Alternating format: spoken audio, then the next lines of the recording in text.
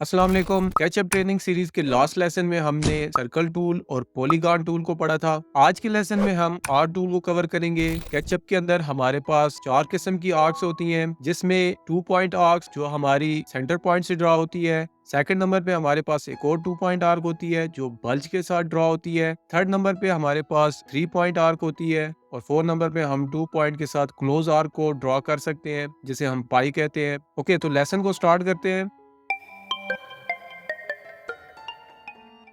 यहाँ पे आपको ये जो आर्क्स नज़र आ रही हैं, इसमें ये हमारी पाई है जो 4th नंबर वाली है, और ये वाली जो है हमारी 2 पॉइंट आर्क है, और ये हमारी आर्क 2 पॉइंट है जो बल्ज के साथ ड्रॉ हुई है, और ये हमारी आर्क 3 पॉइंट है। एक एक आर्क के टूल को हम डिटेल में समझेंगे। पहले नंबर पे हमारे पास जो आर्क है वो यहाँ पे 2 पॉइंट आर्क है। इसको हम यहाँ से एक्टिव कर सकते हैं। इसको क्लिक करने के बाद अब आपके पास ऑप्शन होता है कि आपने सबसे पहले साइड जो है अपनी डिसाइड करनी है। जैसे हमने सर्कल टूल और पॉलीगॉन टूल के लिए समझा था, अगर आप यहाँ नीचे नोट करें तो अभी यहाँ पे साइड जो है वो 12 है, तो इसका मतलब है हमारी आर्क स्मूथ ड्रॉ नहीं होगी, ये 12 साइड के साथ ड्रॉ होगी। अगर इसको मैं यहाँ से ड्रॉ कर दूं इस तरह, तो देखिए ये जो मेरी आर्क ड्रॉ होगी इसमें ये स्मूथ नहीं होगी, इसमें ये सेगमेंट्स होंगे। तो इसी तरह पहले आपने अपनी साइड्स को डिसाइड कर लेना है, आपने इसको स्मूथ कर लेना है। मैं इसको यहाँ से डिलीट कर देता हूँ। अब मैं दोबारा यहाँ से कमांड को एक्टिव करता हूँ। कमांड एक्टिव करने के बाद अब नीचे यहाँ पे मैं साइड्स 100 कर देता हूँ। तो 100 टाइप करने के बाद आपने इंटर प्रेस करना है। इंटर प्रेस करेंगे तो अब उसके बाद आप जो भी आर्क लगाएंगे वो आपकी इस प्रोजेक्ट के अंदर 100 पे लगेगी। आपको बार बार साइड चेंज नहीं करनी पड़ेगी, या इसको आपको कंट्रोल प्लस के साथ इसकी साइड्स को जो है इंक्रीज नहीं करना पड़ेगा, जैसे हमने सर्कल टूल और पॉलीगॉन टूल के लिए पढ़ा था। अगर आपने सर्कल टूल और पॉलीगॉन टूल की वीडियो नहीं देखी, ऊपर आई बटन आपको शोर होगा, आप वो वीडियो लाजमी देखें। उसमें मैंने सर्कल को स्मूथ बनाने के लिए काफी टिप्स बताए हैं। नीचे डिस्क्रिप्शन में मैं इसका लिंक भी लगा दूंगा, आप वहां से भी देख लेना। ओके, तो अब हमने यहाँ पे फर्स्ट क्लिक करना है। साइड हमने चेंज कर ली। साइड चेंज करने के बाद अब हमने यहाँ आर्क के लिए फर्स्ट क्लिक करना है। फर्स्ट क्लिक करने के बाद अब हमने यहाँ पे लेंथ डिसाइड करनी है। आप नीचे लेंथ को टाइप भी कर सकते हैं।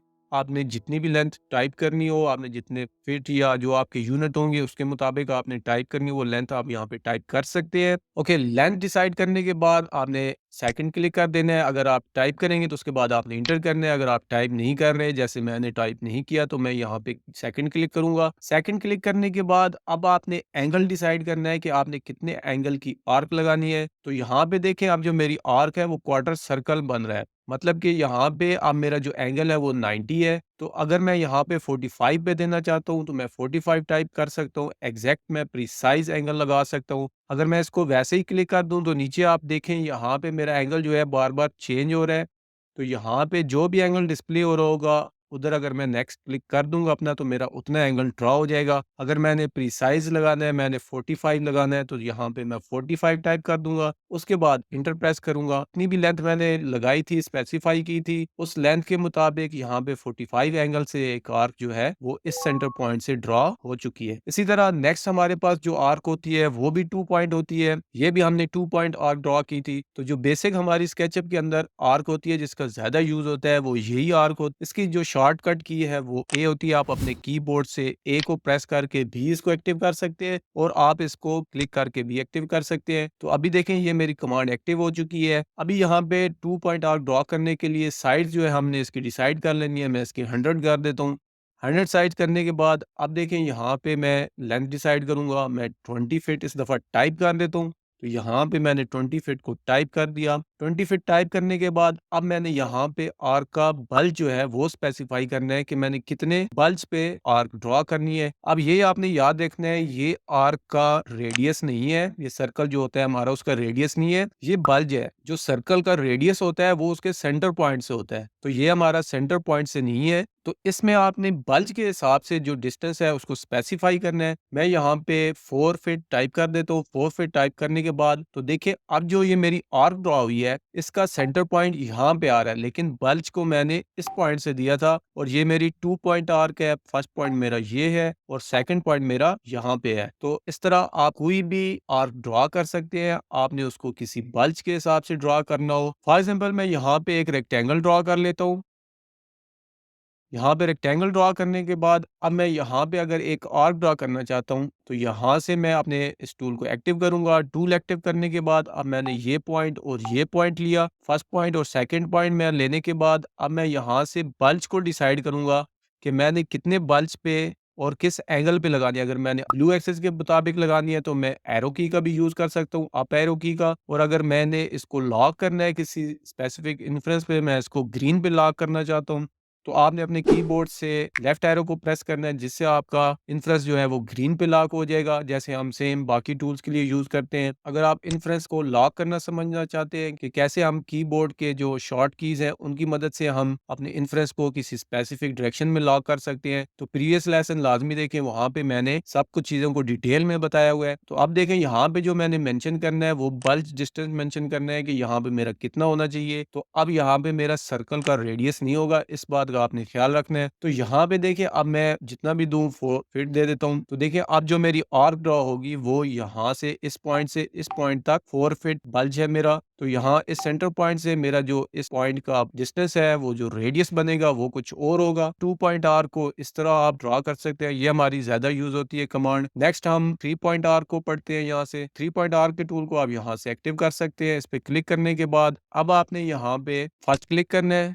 फर्स्ट क्लिक करने के बाद अब आप जो सेकंड पॉइंट देना चाहते हैं जहां से आपकी जो आर्क है वो क्रॉस करे, तो वो आप कहीं पे भी स्पेसिफाई कर सकते हैं। आपकी जो आर्क है वो उसी पॉइंट से ही क्रॉस करेगी। अब आपने तीसरा पॉइंट जो है वो डिसाइड कर लेना है। तो देखें यहाँ पे जो पॉइंट मैंने सेकंड क्लिक से स्पेसिफाई किया था, तो यहाँ पे जो आर्क है वो उस पॉइंट से आगे पीछे मूव नहीं करेगी। मैं अगर कहीं पे भी क्लिक करूँ किसी भी तरफ, तो मैं यहाँ पे नीचे एंगल भी लिख सकता हूँ कि मैंने कितने एंगल की लगानी है।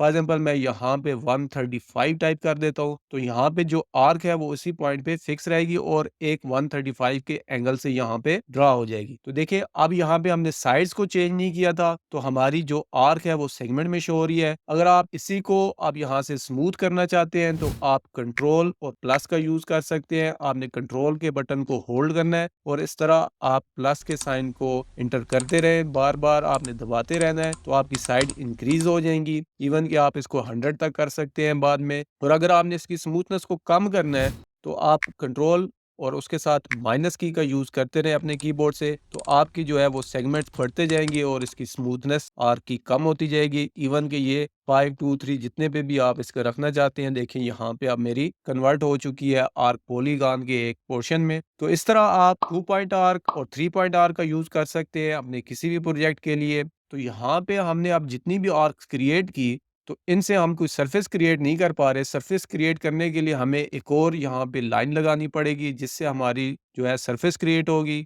जिसको हम बाद में 3D में कन्वर्ट कर सकते हैं। किसी भी ऑब्जेक्ट को 3D में कन्वर्ट करने के लिए उसकी सरफेस का बनना बहुत ज़रूरी होता है, तो तभी वो आपका ऑब्जेक्ट 3D में कन्वर्ट होगा। जैसे मैं इसको यहाँ से अगर डिलीट कर दूँ, अब ये मेरा एक पूरा ऑब्जेक्ट है और उसकी ये एक सरफेस है। इसको अब मैं 3D पे कन्वर्ट करना चाहता हूँ, तो यहाँ से मैं इसको 3D में इजीली कन्वर्ट कर सकता हूँ। लेकिन अगर मैं इसको अंडू कर दूँ, अंडू करने के बाद मैं यहाँ से इसकी ये वाली लाइन डिलीट कर दूँ, तो देखिए अभी जो मेरा ये ऑब्जेक्ट है इसकी सरफेस खत्म हो चुकी है, यहाँ से डिलीट होगी ऑटोमेटिक। तो अब ये 3D में कन्वर्ट नहीं हो सकता। इसीलिए आपने जो भी ऑब्जेक्ट ड्रॉ करना है उसकी सरफेस बननी चाहिए। तो अभी हमने जितनी भी आर्क्स ड्रॉ की, तो यहाँ पे देखें उनकी कोई भी सरफेस क्रिएट नहीं हुई। तो इनकी सरफेस क्रिएट करने के लिए जैसे मैंने पहले एक लाइन लगाई थी, हमें नेक्स्ट एक लाइन लगानी पड़ेगी। लेकिन यहाँ पे जो हमारे पास 4 नंबर पे टूल होता है आर्क का, ये हमारा पाई कहलाता है। इसकी मदद से भी हम 2 पॉइंट्स आर्क ड्रॉ कर सकते हैं, लेकिन इससे हमारी एक सरफेस भी क्रिएट होगी। अब यहाँ से इस टूल को एक्टिव करें।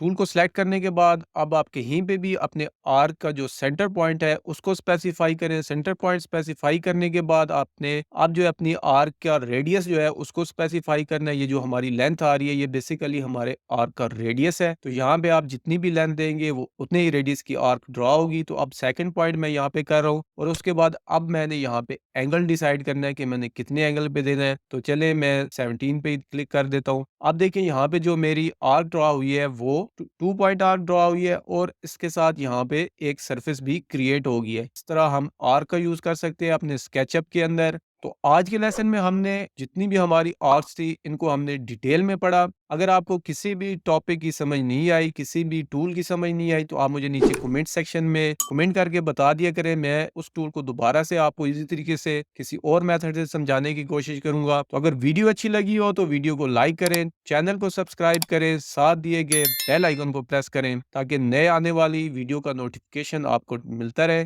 तो नेक्स्ट लेसन में हम यहाँ से मूव टूल को पढ़ेंगे जिसमें हम मूव की कमांड को भी कवर करेंगे, स्ट्रेच को भी कवर करेंगे, कॉपी को भी कवर करेंगे और अरे टूल को भी इस एक कमांड की मदद से कवर करेंगे कि कैसे हम इस एक कमांड की मदद से इन सब कमांड्स का यूज कर सकते हैं। अगर आप ऑटोकैड यूजर है आपको पता होगा कि मूव की अलग कमांड होती है, ऑटोकैड के अंदर स्ट्रेच की अलग कमांड है, कॉपी की अलग कमांड है और इसी तरह अरे की अलग कमांड होती है। और अगर आप ऑटोकैड को भी सीखना चाहते हैं, उसके प्लग इन टूल को सीखना चाहते हैं तो मैंने ऑटोकैड का YQR प्लग इन शुरू किया है। यहाँ पे आपको ऑटोकैड का जो बेसिक कोर्स है हमारा की प्लेलिस्ट भी नजर आ रही है, आप यहाँ से उसको भी देख सकते हैं और साथ ही YQR प्लग इन की प्लेलिस्ट है, आप इस पे क्लिक करके YQR प्लग इन को भी देख सकते हैं। इसमें मजीद वीडियोस आएंगी। तो thanks for watching this video. Allah Hafiz.